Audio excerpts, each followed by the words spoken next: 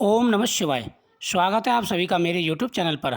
मैं हरिओम शर्मा आज आपको भगवान शिव की सुंदर कथा सुना रहा हूँ।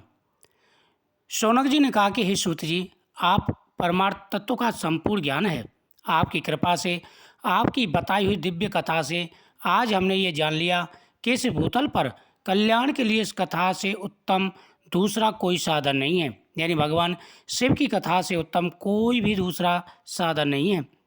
सूत जी बोले, हे मुनि, इस पुराण के पठन अथवा ज्ञान से अवश्य ही पापी, दुराचारी और काम क्रोध में डूबे रहने वाले लोग शुद्ध हो सकते हैं। कुछ प्राचीन इतिहास का वर्णन मुनियों ने कुछ इस तरह से किया है, जिसके श्रवण या पठन से संपूर्ण पापों का नाश हो जाता है। प्राचीन काल की बात है, एक नगर में एक ब्राह्मण रहता था, जिसका नाम देवराज था। वह ज्ञान के विषय में बहुत ही दुर्बल, दलित और वैदिक धर्म से विमुख था। वह अपनी दिशा से भ्रष्ट हो गया था और वैश्य के प्रति कामों में लगा रहता था। उसे स्नान, संध्या आदि कामों का ज्ञान नहीं था। वह हमेशा उस पर भरोसा करने वाले लोगों को ठगता था। उसने सभी लोगों के धन को हड़प लिया था और वह एक ही धर्म के काम में नहीं लगाता था।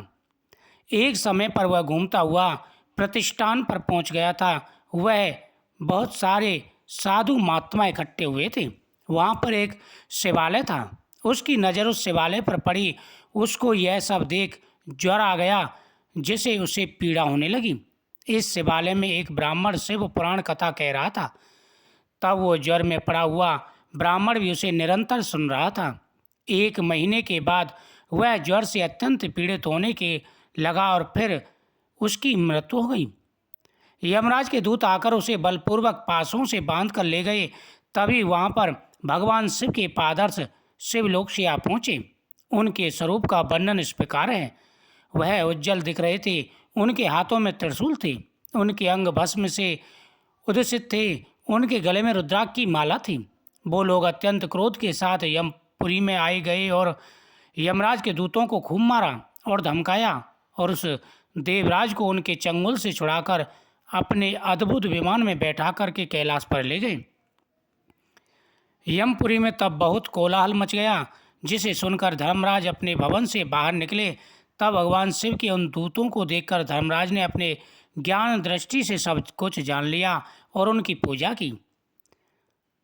उन्होंने भय के कारण उन दूत को कुछ भी प्रश्न आदि नहीं किया और फिर वह दूत कैलाश को निकल गए और वहां पहुंचकर उन्होंने देवराज को भगवान शिव के हाथों में सौंप दिया। इस प्रकार शिव पुराण केवल श्रवण मात्र से ही देवराज को शिवलोक प्राप्त हुआ। इतना सब कुछ होने पर देवराज को बड़ा अचम्भा हुआ।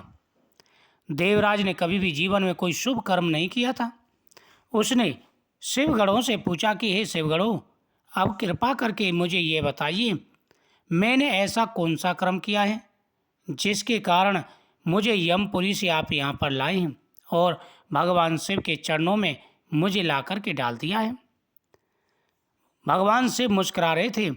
यमदूत बोले कि हे ब्राह्मण, जब भी तुमने कभी जीवन में कोई भी शुभ कर्म नहीं किया, तुमने जीवन में हमेशा पाप ही पाप किए हैं, फिर भी हम तुम्हें इसका ज्ञान देते हैं। जब तुम शिव मंदिर में गए हुए थे और वहाँ पर एकत्र हुए सभी शिव भक्तों के मुख से तुमने भगवान शिव के मंत्रों का जाप सुना। साथ ही तुमने 1 महीने तक लगातार शिव महापुराण की कथा सुनी। उस कथा के श्रवण करने से तुम्हारे सभी पापों का नाश हो गया।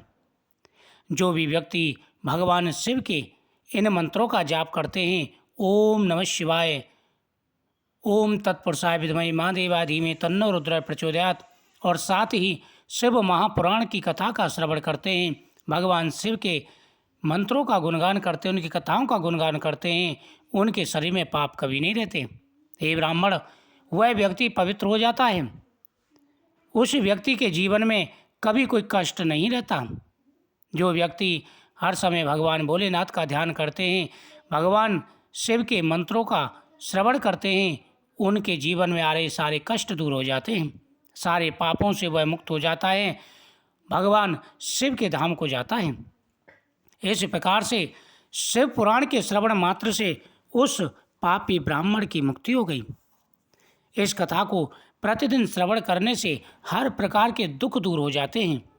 ओम नमः शिवाय।